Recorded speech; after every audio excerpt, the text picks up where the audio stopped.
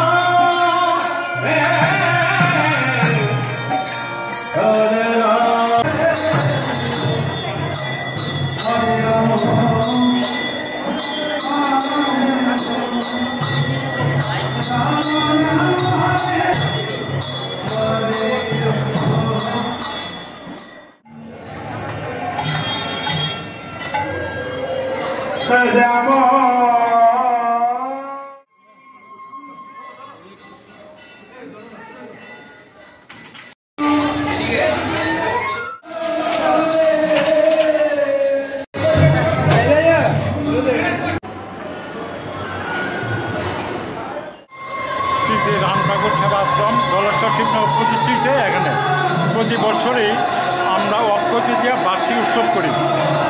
প্রতি বছর বার্ষিক উৎসব করি। আজকে হলো 23তম বার্ষিক উৎসব।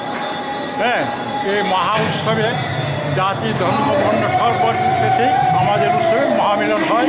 হ্যাঁ, আমরা দুপুরবেলা অন্নভোগ করি, তারপরে মহাপ্রসাদ করি, ভক্তদের দিই আমরা প্রসাদ বিতরণ করি।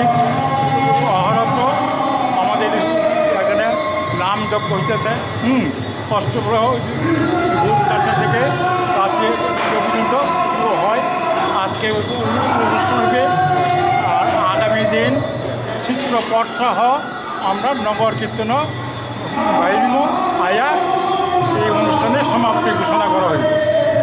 কালকে নগর কীর্তনটা আরম্ভ হবে। হ্যাঁ, নগর কোটায় আরম্ভ হবে ভোরবেলা 5টা 5:30 নগর কীর্তন করে বাসি উৎসব করে আমরা এই মহা উৎসবের সমাপ্তি ঘোষণা করবে।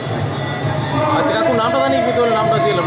হ্যাঁ, আমি নামটা, আমার নাম জওহরলাল সাহা, প্রেসিডেন্ট শ্রী শ্রী রাম ঠাকুর সেবা আশ্রম, শিবনগর জলেশ্বর। রাম ঠাকুর কি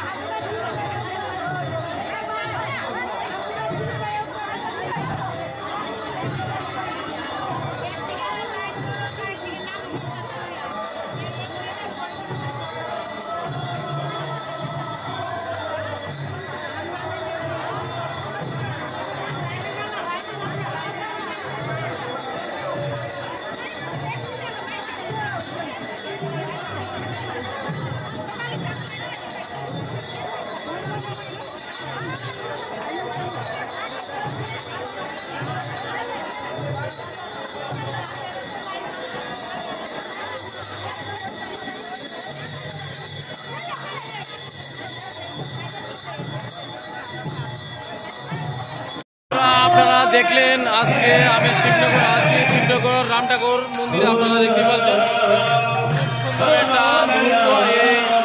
মুহূর্তগুলি আমি তুলে ধরছি আপনাদের মাঝে। আপনারা দেখুন, যদি ভালো লাগে ফেসবুকটা ফলো করবেন।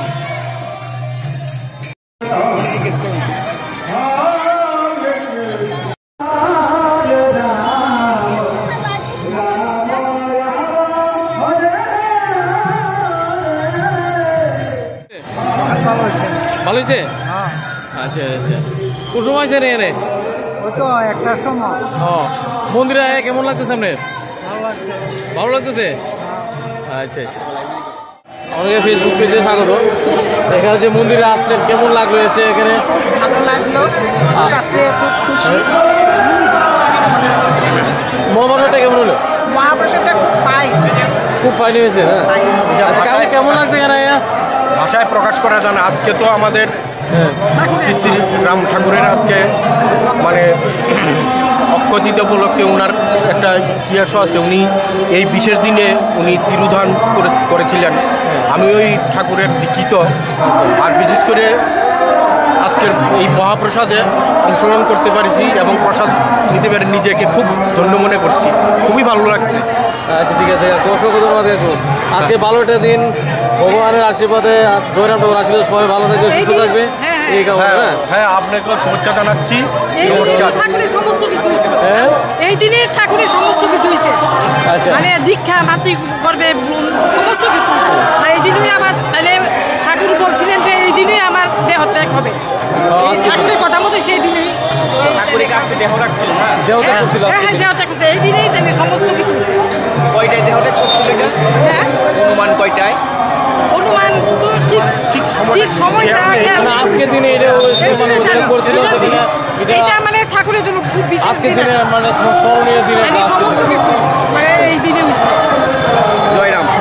ঠিক আছে। জয় জয়।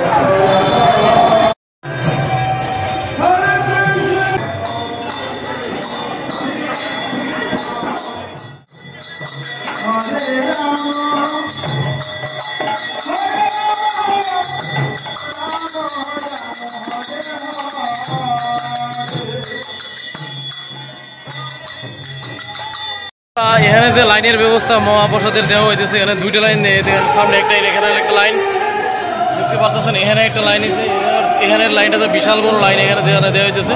আর সামনে আর একটা দেখতেছেন, এখানে মহিলাদের জন্য এইদিকে লাইনটা আপনারা দেখেন, এখানে আর একটি লাইন।